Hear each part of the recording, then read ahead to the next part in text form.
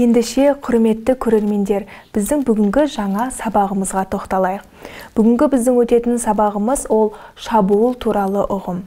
Яғни, қарсыластың отауына кез келген төндірілген қауіп ол шабуыл деп аталады. Тоғызқұмалақ ойында шабуылдың бірнеше түрі бар. Ол мәселен, бір шабуыл, қос шабуыл, бірнеше шабуыл, тұздыққа шабуыл, байлыққа шабуыл және тағы басқа шабуыл түрлері бар. Енді тақтадағы позицияға назар аударайық. Бұл ойын әзірше позициялық ойын, себебі ешкімде де тұздық жоқ және де қазандағы құмалақтардың саны бірдей. Енді келесі жүрісті мен үздіксіз шабуылға дайындық жасауым керекпін. Яғни 8-1 деген жүріс ол өте дұрыс, себебі ол үздіксіз шабуылға дайындықтың бірінші кезеңі. Енді келесі қарсыласым жай жүріс жасап қою мүмкін 8-9 деген. Енді мен дайындықтың екінші түрін, яғни 2-де 6 деген жүрісті жасаймын. Осы кезде қарап тұрғанымыздай, екінші отауда қарсыласымызда барлығы 12 құмалақ бар. Бұл 12 құмалақ ол біздің төртінші отауға келіп түседі. Яғни біздің төртінші отауымыздағы 6 құмалақты алайын деп тұр. Екінші отаудағы құмалақты жүру арқылы төртінші отауда 6 құмалақты бердім. Себебі мен одан кейін үздіксіз комбинацияға, шабуылға кірісейін деп тұрмын. Мәселен, көрейік. Яғни қарсыласымның екінші отау мен төртінші отаудағы құмалақтарды жеу ол өте дұрыс емес жүріс болды. Мен қазір үздіксіз шабуылды бастаймын. Ендіше бірінші 9-2 жесем болады. 2 құмалақ алдым. Енді келесі қарсыласым міндетті түрде бірден тұздық бермейді. Сол себептен 12 қашатын болады. Келесі жүрісмен үшінші отаудан бастап жүріп, 3-2 деп тағы да бірден тұздық қуалаймын. Қарсыласым тағы 12 қашады. Және де мен 7-2 деп тағы көріп тұрғанымыздай бірден тұздық қуаладым. Қарсыласым тағы да 12 қашады. Себебі тұздық мүлдем беруге болмайды. Тұздықтың күші ол 20 немесе 30 таспен тең. Одан да тұздықтан қашып отырған дұрыс. Дәл осы позицияда. Мен 9-2 аламын. Қарсыласым тағы 12 қашады.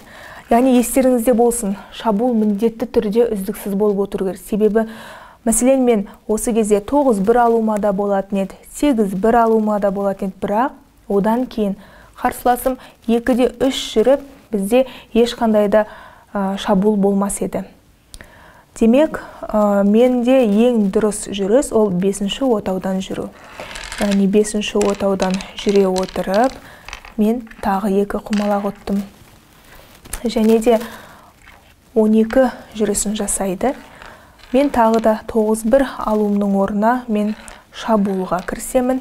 Яғни ол үшін 6-да 2 деген жүріс жасаймын. Енді осы кезде мен 3-ші отауға шабуыл жасап кеттім. Сондықтан да менің қарсыласым бұл отаудан құмалақты бермеу үшін 3-ші отауынан жүріс жасайды. Яғни қашады.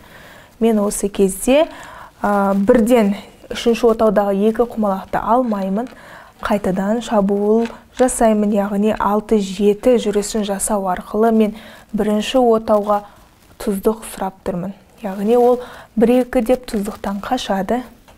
Мен 9-2 деймін, және де 1-дің орнын тағы да ұстадым. 1-2 жүрісін жасайды. Осы кезде мен 8-3 деп тағы 2 құмалақ алсам болады. Яғни 8-3 деп алдым. Енді тағы қашады. Мен 7-1 құмалақ алам. 9-мен тағы 2-сін сұрап тұрмын. Яғни 12-4 қашады. Мен 9-2 тағы құмалақ алам. Және де 12 жасайды. Мен 8-9 жасаймын. Көрдіңіздер ме?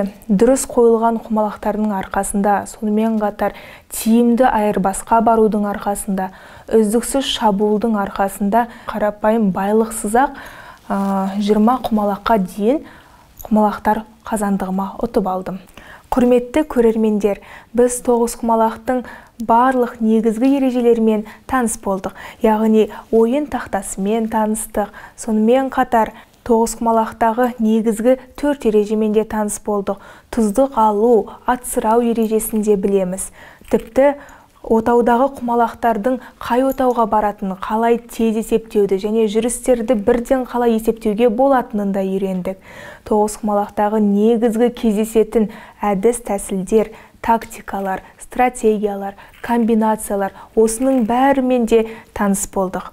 Ендігі кезек ол нақты тоғызқұмалақ шебері болу үшін ол үлкен дайындықты керек етеді. Сіздермен бірге болған Қазақстан Республикасының тоғызқұмалақтан чемпионы Аружан Рахматуллаева. Назарларыңызға рахмет.